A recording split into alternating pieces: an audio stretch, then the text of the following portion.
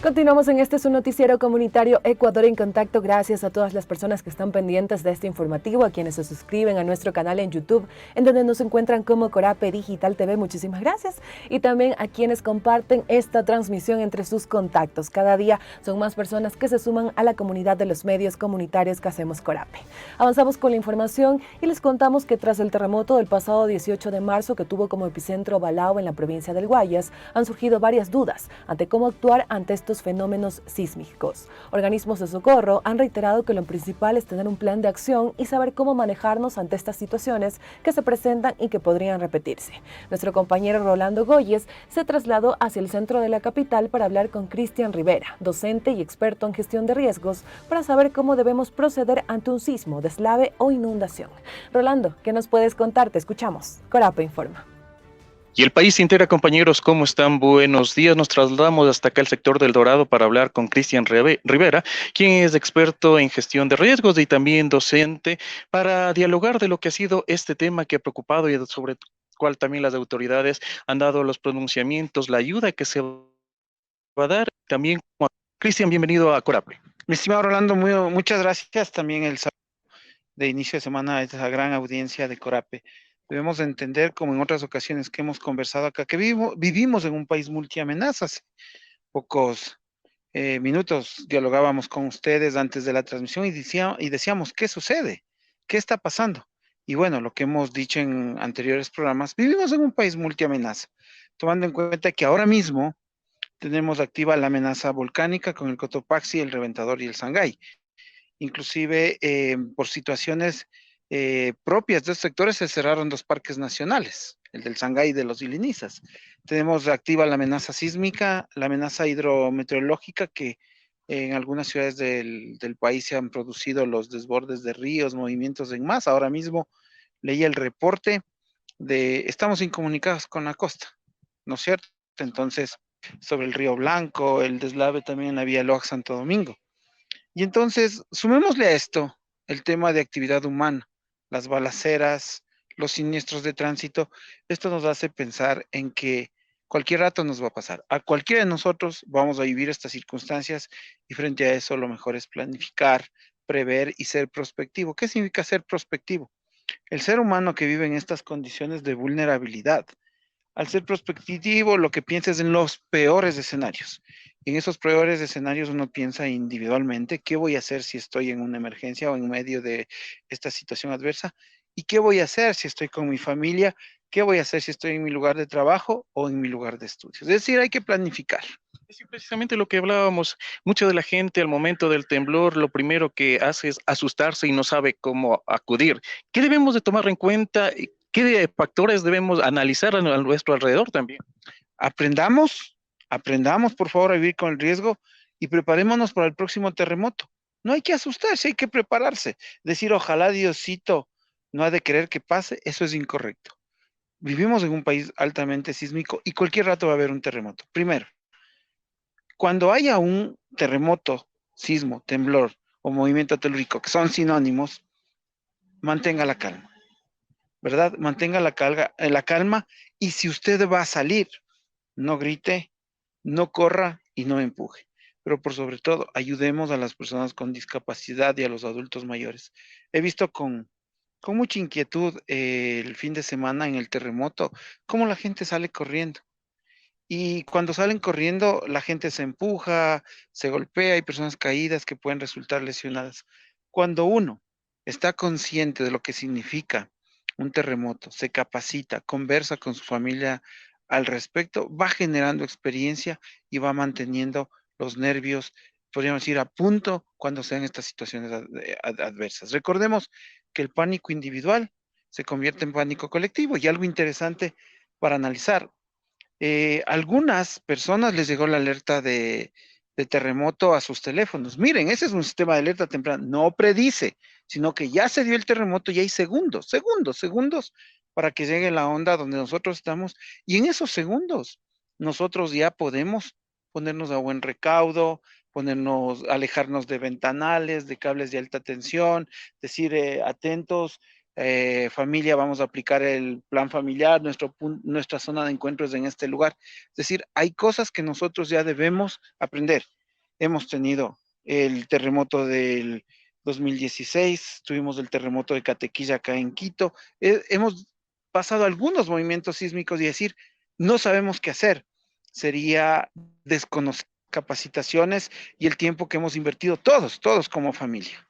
En caso que nos encontremos en una carretera y se dé un temblor de esta magnitud, que es lo que pasó, ¿qué hay que hacer aconsejable? ¿Detener el vehículo o cuál es la acción? Miren, como la tierra tiembla, ¿verdad? Y si estamos más cerca del epicentro o del hipocentro, usted puede perder el control del vehículo. Si usted siente el sismo en un vehículo, cuando uno está en movimiento es medio difícil, pero usted ve que el vehículo se va para un lado y para el otro y empieza a ver que la capa asfáltica empieza a generar olas, lo mejor es detener la marcha del vehículo y alejarse de objetos que nos puedan caer, alejarnos de árboles, alejarnos de rocas que estén a punto de caer, cables de alta tensión, rótulos, pero mantenerse, detener la marcha y mantenerse dentro del vehículo y estar atento a lo que pueda suceder. Detener, no apagarlo, porque usted luego de algunos segundos tendrá que hacer algún tipo de maniobra. Por otro lado, si nosotros vemos en las imágenes, si usted sigue conduciendo el vehículo, ¿qué tal si hay una grieta? Se cae, puede quedar atrapado. Entonces, ¿qué hace? Dentro del vehículo, manténgase dentro del vehículo, encienda las luces de parqueo, las intermitentes y póngase a buen recaudo, pero no apague el vehículo, solo detenga la marcha. También lo que mencionabas, algo importante, interesante también, luego que ocurre este temblor hay que hacer un análisis, una evaluación, porque viene en réplica. Sí, miren, siempre hay un sismo principal y luego del sismo vienen las réplicas o sismos secundarios. Estos sismos podrían causar que estructuras que quedaron ya sentidas en el primer sismo, debilitadas, caen, colapsen. Y entonces, ¿qué hay que hacer? Si es que usted, esto es importante y es algo nuevo, si usted habita un edificio, una casa, un condominio, sería bueno preguntar al administrador, al ingeniero, a la persona que construyó, cuál es la capacidad de desempeño de ese edificio, para saber si es sismo resistente o no. Si es sismo resistente, si tiene una capacidad de desempeño, muchas veces no es necesario salir de la casa. Hay que quedarse dentro de casa. Lo mismo pasa en los edificios altos.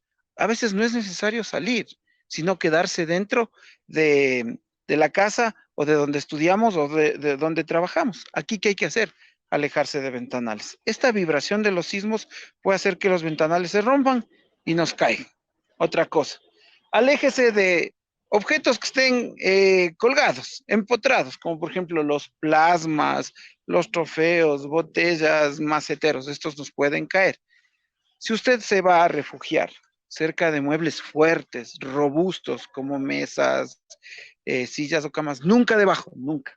Siempre a un lado. Si es que colapsan techos, cielos falsos o demás, lo que queremos es, el momento en que usted se pone al lado de estos objetos, que haya un espacio de vida para que si queda atrapado le puedan ayudar. Otra cosa, hable de estos temas con las personas con discapacidad, con adultos mayores. La afectación psicológica luego de un sismo, sobre todo en niños, puede generar a la larga una enfermedad mental.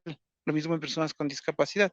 Por eso hay que hablarles y decirles que esto es un evento natural que puede repetirse y con ellos practique, haga los simulacros, vea videos al respecto, para los que son usuarios de redes, pero para la zona rural, para el campo, escuche radios, enlácese a Corape, utilice papelógrafos, utilice los pizarrones, aprovechemos la aglomeración de personas, más que aglomeración, sino la convocatoria de feligreses a las iglesias, de cualquier religión. Y converse con el curita, pues padrecito, después del sermón, permítame hablar de gestión de riesgos después de la misa. Taita curita se ha de querer, pues, los feligreses les necesitamos vivos, pues. Entonces, es importante utilizar estos espacios y estas herramientas de comunicación para conversar sobre esto. Mira, el terremoto del sábado. Hemos visto cualquier cantidad de imágenes donde el primer respondiente, el principal, es la comunidad. Los vecinos rescatan pues al conductor del vehículo blanco. Los vecinos rescatan al señor que se queda atrapado entre losa y losa en el sector de Machala. Los vecinos rescatan a los pocos sobrevivientes en Jambelí. Los vecinos hacen la primera evaluación en la isla Puná. ¿Qué quiere decir esto? Hay que prepararnos de manera comunitaria y también prepararnos en primeros auxilios. El primer respondiente, un ser humano con una hemorragia activa, exsanguinante, si no es atendido en el primer minuto, puede morir en un minuto. Una persona que producto del sismo se queda impactado y le da un infarto, un paro cardiorrespiratorio, a los 4 minutos su cerebro empieza a morir. Miren qué trascendental. Generar conciencia de que ya sabemos que vivimos en un país multiamenaza, pero también saber ayudar, por un lado. Pero por el otro lado, las juntas parroquiales, los municipios, las prefecturas y los gobiernos apliquen las políticas públicas de financiamiento. He escuchado que las autoridades ya van a invertir algunos miles de dólares para entregar casas, para dar bonos, pero la pregunta es, ¿y qué tal si eso invertíamos en prevención? Una, dos, ¿qué tal en lugar de ahora, bueno, la solidaridad con las familias? ¿Qué tal si el municipio en Jambelí hacía un uso como es un control de uso de suelo? A lo mejor esas casas no colapsaban y no morían personas. Es decir, es un trabajo en equipo. Presupuestos, obras de mitigación, hacer cumplir la norma ecuatoriana de la construcción y nosotros como seres humanos, entender que vivimos en zonas de riesgo. Finalmente, decir algo que ya debería ser parte de nuestra vida. Los terremotos no matan gente, jamás, eso es imposible. La gente muere en los terremotos justamente por no ser previsivos, por no pensar en esos escenarios.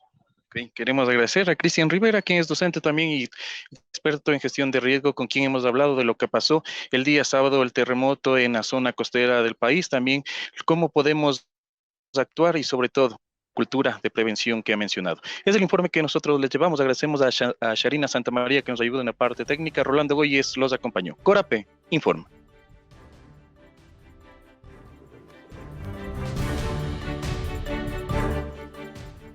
Y el Ecuador se integra, le agradecemos a nuestro compañero Rolando Goyes por su aporte. Vivimos en un país multiamenaza, dijo el experto Cristian Rivera, quien señaló que no solo es por las amenazas volcánicas, sino también las lluvias y los eventos sísmicos. Sobre este último punto, Rivera señaló que es importante conversar de estos temas en familia, mantener la calma para evitar que el pánico individual pase a ser pánico colectivo y sobre todo siempre tener planes de acción para enfrentarnos ante estas situaciones. Rivera destacó la participación comunitaria en el pasado terremoto del 18 de marzo, donde los habitantes ayudaron a socorrer a quienes quedaron atrapados en edificios y autos. Y habló en este caso de la importancia de que los gobiernos comiencen a implementar el tema de la cultura de prevención de riesgos.